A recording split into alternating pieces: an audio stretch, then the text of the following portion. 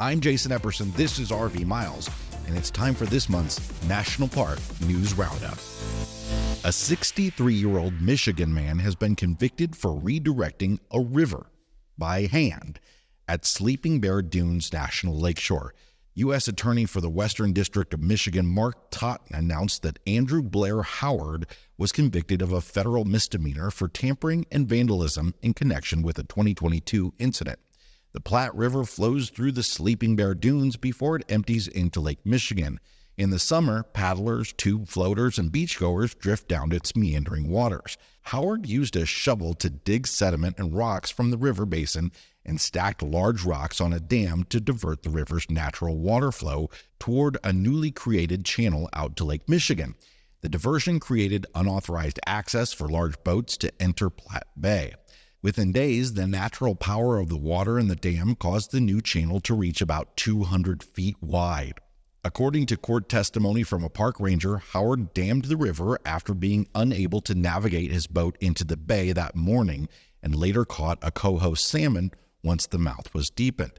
The state of Michigan and the National Park Service had previously dredged the river, creating an entry to the lake every fall from 1968 to 2013, but the Park Service has since decided to let the river run its course.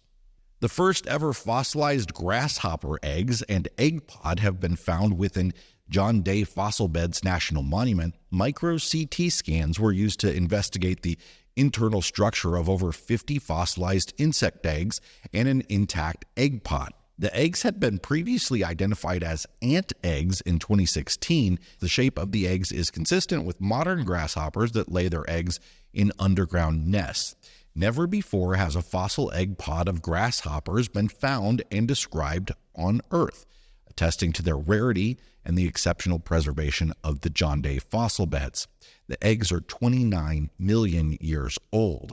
Also, 2 new-to-science species of shark fossils have been discovered through the ongoing paleontological resources inventory at Mammoth Cave National Park. The 2 sharks, Troglodytes trimbley and Glycmanius cariforum, were identified by fossils collected from Mammoth Cave in Kentucky and northern Alabama. The first was identified through adult and juvenile teeth. It was named in honor of the park superintendent Barclay Trimble, who found the very first specimen, a single tooth, in early 2019. It's estimated to have reached about 10 to 12 feet in length, or about the size of an oceanic white-tipped shark. The Glycmanius cariforum is a new species pushing its family of sharks back 50 million years earlier than previously thought, and it was also found through teeth, but also a partial set of jaws and gills. The species was named in honor of the Cave Research Foundation, or CRF, who not only support research at Mammoth Cave, but whose members also discovered the jaws. It's also estimated to have reached 10 to 12 feet in length. Its jaw shape suggests it had a short head with a powerful bite for hunting smaller sharks, bony fish, and squid-like orthocones. The 2 sharks identified would have hunted the ancient nearshore habitats that covered Kentucky and Alabama over 325 million years ago. The area was once an ancient seaway that connected what is now eastern North America, Europe, and northern Africa, but would later disappear as the supercontinent Pangaea formed.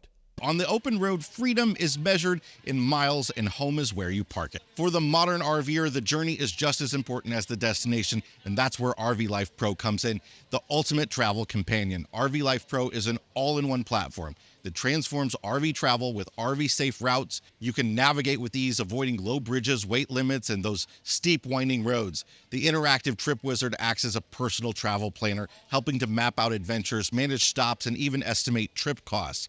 With RV Life Pro, you're always one step ahead. Real-time weather alerts and updates to ensure you drive under clear skies and starry nights. And when it's time to rest, the extensive campground directory filled with unbiased reviews from fellow RVers means finding the perfect spot to recharge is a breeze. Travel days can be full of surprises, but with RV Life Pro's offline navigation, you can find your way even when the signal fades. Capture the moments that matter and share the journey with a community that's as passionate about RVing as you are. Millions have already discovered the RV Life Pro difference. Plan smarter, drive safer, and live the RV life to the fullest. Ready to start your adventure? Visit RVLife.com and use the code RVMiles to save 25% off on RV Life Pro today. The final investigation into the origin and cause of a fire that destroyed the Hurricane Ridge Day Lodge at Olympic National Park last May was able to determine an area of origin, but was unable to determine a specific cause of the fire. Several potential ignition sources were identified, but the specific source could not be determined.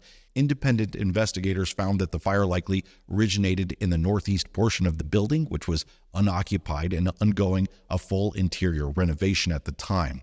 When the fire was discovered at 4:30 p.m. on May 7th, the building was already described as a total loss. The long burn time destroyed evidence of fire patterns, triggered additional potential ignition sources, and compromised the investigators' ability to analyze electrical components within the fire's suspected area of origin. The Hurricane Ridge Day Lodge was a two-story, 12,200 square foot structure constructed in 1952. The lodge had been structurally renovated numerous times in its lifetime, and it housed the area's hub for electrical, water, and communications infrastructure. As a result, the fire destroyed the facilities necessary to support full recreational access. Temporary restrooms allowed for limited public access throughout the summer of 2023, and the Hurricane Ridge area closed on October 16th for utilities construction and the demolition of the remaining lodge debris. The area reopened for winter recreation and is currently open on Fridays, Saturdays, and Sundays to winter visitors through March 31st. The big atmospheric river that wreaked havoc on California caused a temporary setback in Death Valley National Park's ongoing recovery from Hurricane Hilary. Most of the park's primary roads have been reopened, though. The rain enhanced the scenic temporary lake at Badwater Basin. Death Valley is the driest place in North America, typically receiving about 2 inches of rain over the course of a year. The official weather gauge at Furnace Creek had measured 4.9 inches in the past 6 months, with most of that happening in just 2 events: the remnants of Hurricane Hilary, 2.2 inches on August 20th, and the recent atmospheric river, 1.5 inches from February 4th to 7th. Several park roads were closed after flash flooding on the night of February 6th. Caltrans removed debris and reopened California 190 by mid-morning on February 7th. The National Park Service cleared debris and reopened Badwater Road by late afternoon. Side roads to some attractions are still closed. Most Death Valley visitors will remember a vast salt flat at Badwater Basin. Heavy rain in August filled the valley floor with a vast, shallow lake. At its largest, it was about 7 miles long, 4 miles wide, and 2 feet deep. By late January, it had shrunk to about half that size and was only a few inches deep. It has been increased a bit since that atmospheric river. Reports of deceased animals and strange wildlife behavior has Saguaro National Park concerned that rabies might be a possible cause. The park urges visitors who have had physical contact with an animal to notify park staff and seek medical attention immediately. Park staff recently discovered several deceased foxes and have received reports of abnormal animal behaviors in foxes and raccoons, as well as one reported incident of a bobcat biting a visitor. No carcasses have been yet recovered for testing to determine the cause of the illness in these animals. Rabies is a viral disease that is spread through saliva during a bite, scratch, or mucous membrane contact with an infected animal. Rabies is very preventable in humans with proper medical care given shortly after an exposure to the rabies virus, but it's almost always fatal if untreated before the disease develops. Visitors should observe all wildlife from a safe and respectful distance and never pick up or handle a wild animal. Visitors will need a reservation to enter Mount Rainier National Park through the Nisqually, Stevens Canyon, and Sunrise White River entrance stations during peak hours during summer of 2024, making it the newest of the select few national parks requiring entry reservations. Quote, "In recent years, it's been too common for visitors to sit in idling cars for a couple of hours at the entrance stations and then make laps through the parking lots hoping for an empty parking space," said Superintendent Greg Dudgeon. "We are testing a system that will spread visitation out throughout the day and season to reduce crowding." Park visitors will need a reservation between 7 a.m. and 3 p.m. through September 2nd. Reservations can be made using recreation.gov beginning February 21st for the Paradise Corridor and April 1st for the Sunrise Corridor. The park has grown in popularity in recent years, with visitation growing from just over 1.1 million in 2013 to about 1.6 million in 2022.